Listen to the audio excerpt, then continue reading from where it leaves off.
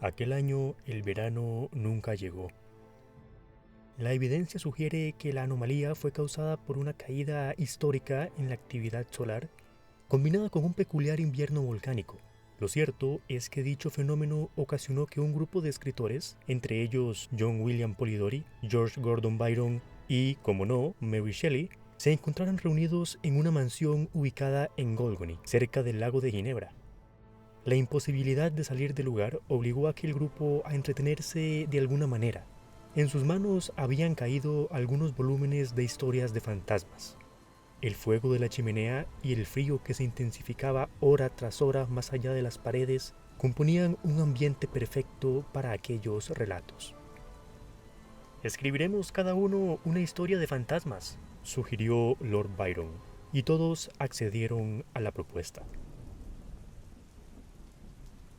Fue más tarde, al apoyar la cabeza contra la almohada, que la joven escritora, por entonces aún llamada Mary Godwin, fue presa de su propia imaginación.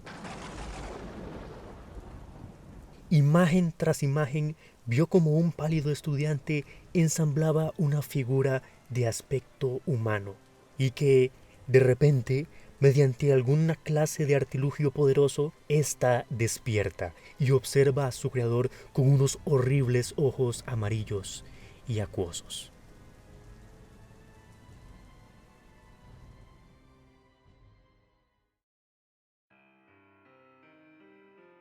Sin duda, Frankenstein fue un hito cultural que dio origen a una de las criaturas más conocidas de la literatura. Sin embargo, muchas veces la popularidad de esta obra eclipsa tanto a la autora como a sus otras creaciones. Mary Shelley fue mucho más que Frankenstein. Nació el 30 de agosto de 1797 en Londres, hija de dos renombrados personajes de aquella época. Por un lado, su padre, William Godwin, fue un escritor y político considerado uno de los más importantes precursores del pensamiento anarquista. Y, por otra parte, tenemos a Mary Wollstonecraft, una destacada filósofa y escritora profesional e independiente, algo sumamente inusual en una mujer del siglo XVIII. Y es que Wollstonecraft no solo predicó con el ejemplo, sino que estableció las bases del feminismo moderno con su obra Vindicación de los Derechos de la Mujer, en donde argumenta que las mujeres no son por naturaleza inferiores al hombre, sino que a veces parecen serlo porque no reciben la misma educación. 10 días después del nacimiento de Mary Godwin, Wollstonecraft falleció debido a complicaciones postparto, por lo que la recién nacida quedó al cuidado de su padre junto con su hermanastra Fanny Imlay, de 3 años, fruto del romance de Wollstonecraft con el estadounidense Gilbert Imlay, unos años atrás. Posteriormente, William se casó con una mujer llamada Mary Jane Clairmont, con quien tuvo otra hija, Claire Clairmont. Mary Godwin comenzó a pensar en escribir desde muy temprana edad. Su pasatiempo favorito era inventar historias, soñar despierta, desarrollar ideas que daban pie a una sucesión imaginaria de acontecimientos fantásticos. Tenía 16 años cuando se enamoró de Percy Shelley, quien era uno de los seguidores políticos de su padre, y por cierto estaba casado y tenía 2 hijos. Ambos se fugaron junto con la hermanastra de Mary, Claire, y comenzaron a viajar por Europa. En el verano de 1816 llegaron a Suiza, específicamente a Colgony, cerca del lago de Ginebra. Es entonces cuando conocen a George Gordon Byron y a John William Polidori. La literatura de terror le debe mucho a aquella reunión, no solo porque la propuesta de escribir una historia de fantasmas por parte de Lord Byron diera pie a que Mary concibiera una historia escalofriante y a la vez profunda, que pondría sobre la mesa dilemas morales que serían retomados en siglos venideros. Además de, claro, imaginar una criatura cuyo concepto pasaría a formar parte del pandemonium de los monstruos más populares de la historia, sino que además la misma propuesta hizo que Polidori creara el relato titulado El vampiro, el cual estableció el arquetipo del vampiro romántico, concepto que luego inspiraría a escritores como Sheridan Le Fanu a crear su famosa obra Carmilla y por supuesto a Bram Stoker en la concepción de su novela Drácula.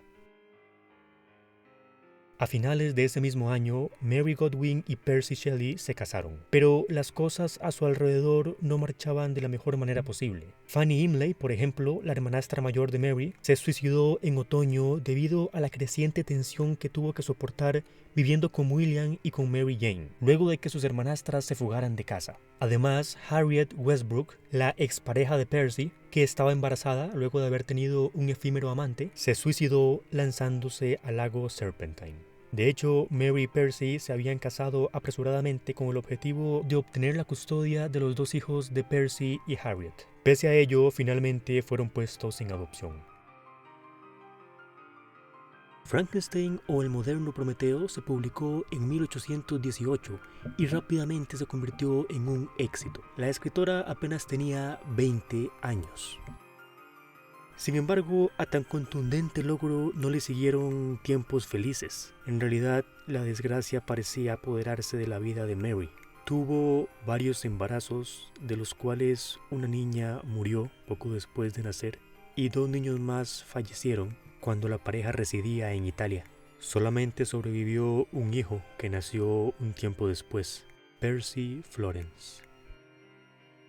Todos los hombres que estuvieron presentes en la mansión durante la propuesta de Lord Byron fallecieron en un transcurso de 8 años. Polidori se suicidó utilizando ácido prúsico. Percy se ahogó tras hundirse su velero durante una tormenta y el propio Byron murió luego de enfermar tras haber viajado a Grecia a luchar por la independencia.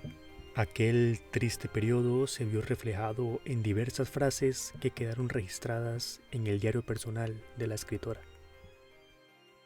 A mis 26 años me encuentro en la condición de una persona anciana. Todos mis antiguos amigos han desaparecido y mi corazón desfallece cuando pienso en los pocos vínculos que me siguen atando a este mundo.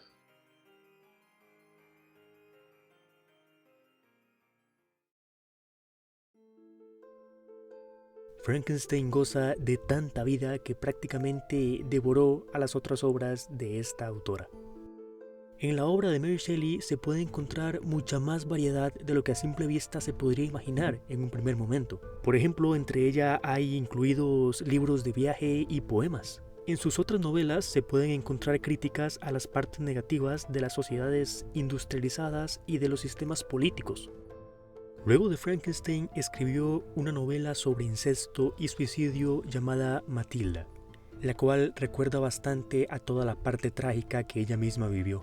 También algunas novelas históricas como Valperga y Perkin Warbeck, y asimismo escribió una historia apocalíptica llamada El último hombre, en la que una plaga es la responsable de la destrucción de la raza humana.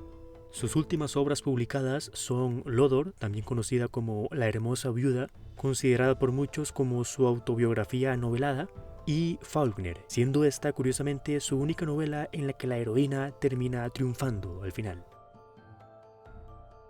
Los años pasaron y la última década de su vida estuvo plagada de enfermedades, todas vinculadas al tumor cerebral que la mataría a los 53 años.